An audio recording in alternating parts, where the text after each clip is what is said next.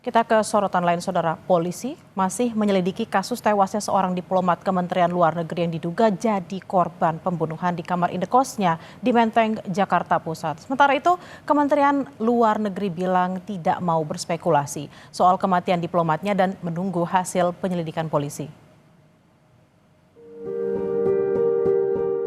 Suasana duka menyelimuti keluarga almarhum Arya Daru Pangayunan di Bantul, Yogyakarta. Almarhum adalah diplomat Kementerian Luar Negeri yang diduga menjadi korban pembunuhan di kamar indekosnya di Menteng, Jakarta Pusat. Rumah keluarga almarhum Selasa petang masih tampak sepi, meski tenda dan kursi untuk para pelayat telah tersedia. Menurut warga setempat, keluarga almarhum masih berada di Jakarta untuk mengurus pemulangan jenazah. Rekan sekolah almarhum semasa SMA mengaku kaget mendengar berita duka itu. Almarhum dikenal sosok yang baik dan jarang berselisih paham dengan orang lain. Ya agak kaget juga kita, apalagi melihat beritanya di beberapa berita online sudah masuk berita, terus kita ya masa sih dia punya musuh, atau mungkin masa sih ada yang nggak suka sama dia gitu. Ya mari kita lihat bagaimana penyelidikan kepolisian aja sih. Teman yang baik juga, bahkan mungkin bisa dibilang termasuk yang dari segi pendidikan dia termasuk pinter ya anaknya. Kalau kita ngelihat dari dulu dia nggak pernah punya musuh sih mas. Kementerian Luar Negeri menyampaikan duka cita atas meninggalnya diplomat Arya. Kemlu menyebut Arya merupakan diplomat fungsional yang selama ini bertugas menangani isu perlindungan WNI. Kemlu menyerahkan penanganan kasus ke polisi dan pihaknya tidak mau berspekulasi soal kematian diplomat muda ini. Diplomat fungsional muda dari Kementerian Luar Negeri, selama ini beliau bertugas dalam menangani isu-isu perlindungan WNI. Dalam hal ini Kementerian Luar Negeri menyampaikan duka cita yang mendalam kepada pihak keluarga almarhum meninggalkan seorang istri dan 2 orang anak. Kementerian Luar Negeri saat ini sudah menyerahkan kasusnya kepada pihak berwenang dan kita akan mendukung proses yang dilakukan oleh pihak kepolisian. Kami tidak ingin berspekulasi, ya kita tunggu hasil penyelidikan dari pihak polisi. Ya. Sementara itu, tim dari Satuan Reskrim Polsek Menteng, Polres Metro Jakarta Pusat, dan Polda Metro Jaya berupaya mencari barang bukti. Dari hasil olah TKP, diketahui tidak ada barang-barang korban yang hilang. Polisi sudah memeriksa 4 saksi, diantaranya penjaga indekos dan istri korban, termasuk memeriksa kamera pemantau di lokasi kejadian. Ada 3 orang, 3 sampai nanti sama istrinya nyampe ke sini 4 orang saksi yang akan kita periksa. Untuk sementara masih tidak ada kesimpulan, cuman kita masih dalam tahap penyelidikan temuan mayat. Ada barang-barang yang hilang nggak? Nggak ada. Nggak ada barang yang hilang. Sebelumnya, seorang diplomat ahli muda Direktorat Perlindungan WNI Kementerian Luar Negeri ditemukan meninggal di indekos kawasan Menteng, Jakarta Pusat. Korban ditemukan dalam kondisi kepala tertutup lakban. Sebelum ditemukan meninggal, istri korban risau, suaminya tak bisa dihubungi, dan kemudian meminta penjaga indekos untuk memeriksa korban pada Senin malam, namun tak ada respons dari korban. Pada Selasa pagi, penjaga indekos membuka paksa kamar dengan kunci duplikat dan melihat korban ditemukan meninggal dunia. Untuk mengetahui penyebab pasti kematian, korban dibawa ke RSCM untuk proses otopsi. Tim Liputan, Kompas TV. Untuk mengetahui informasi lebih lengkap, kita langsung bergabung dengan jurnalis Kompas TV Rahma Piliang dan juru kamera Junaidi Saputra di TKP dugaan pembunuhan diplomat Kemenlu di kawasan Menteng, Jakarta Pusat. Selamat siang Rahma, bisa digambarkan seperti apa kondisi indekos korban?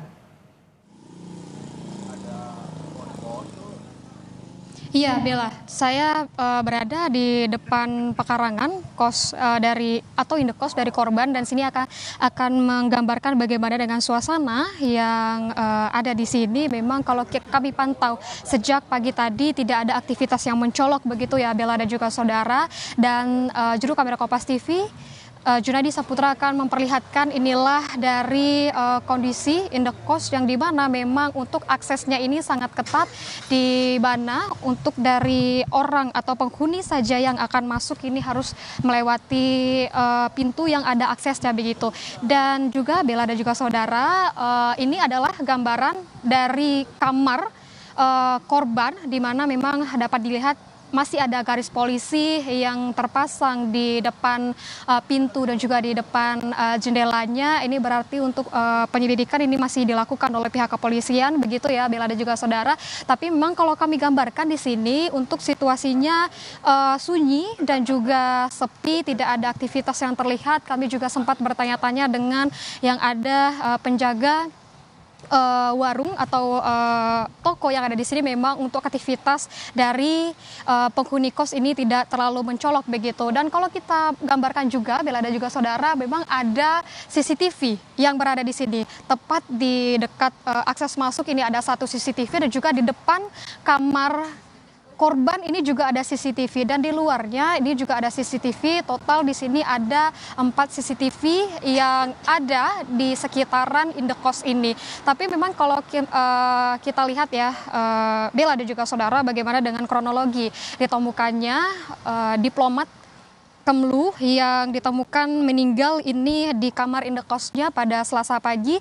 Memang kalau dari kronologi yang kami dapatkan begitu ya, yang disampaikan oleh pihak kepolisian juga dari pemilik kos atau penjaga kos ini memeriksa langsung kamar dari korban dan menemukan bahwa korban ini sudah tidak bernyawa dan dalam keadaan terlilit lakban begitu Bella dan juga saudara. Mengapa dari penjaga kos ini langsung ngecek kamarnya? Karena memang dari malam Selasa begitu ya Bella dan juga saudara, dari istri korban ini mencoba menghubungi korban namun tidak ada respon. Makanya dari istri korban ini melaporkan kepada penjaga kos dan meminta untuk penjaga kos ini mengecek langsung dari kamar korban ini sendiri, dan ditemukan memang pada pagi hari korban ini tidak dalam keadaan bernyawa begitu. Dan untuk dari jenazah korban ini sudah dibawa ke RSCM untuk dilakukan otopsi. Dan untuk saat ini memang Bella dan juga saudara, kondisi di sini masih terpantau sepi begitu, tidak ada penjagaan juga, tidak ada juga polisi yang dalam melakukan penyelidikan lebih mendalam. Bella.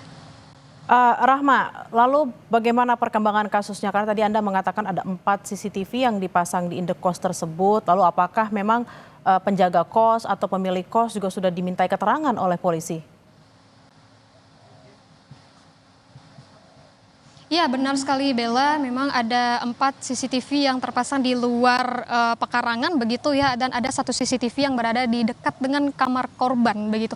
Nah, untuk penyelidikan dan juga bagaimana untuk penyelidikan lebih mendalam begitu, pihak kepolisian ini terus melakukan pendalaman.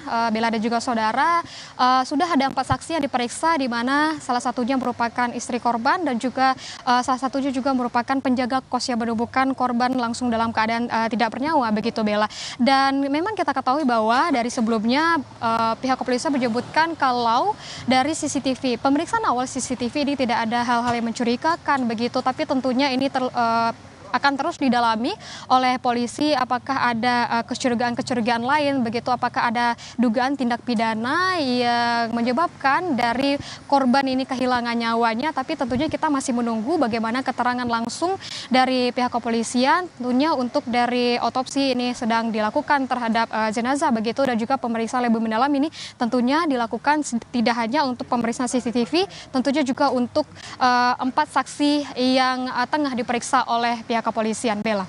Kita akan nantikan seperti apa kesaksian yang diberikan oleh 4 saksi tadi yang sempat diberikan informasi oleh Rahma. Terima kasih atas laporan Anda, jurnalis Kompas TV Rahma Piliang dan juga Junaidi Saputra langsung dari tempat kejadian perkara di Jakarta Pusat. Selamat bertugas kembali.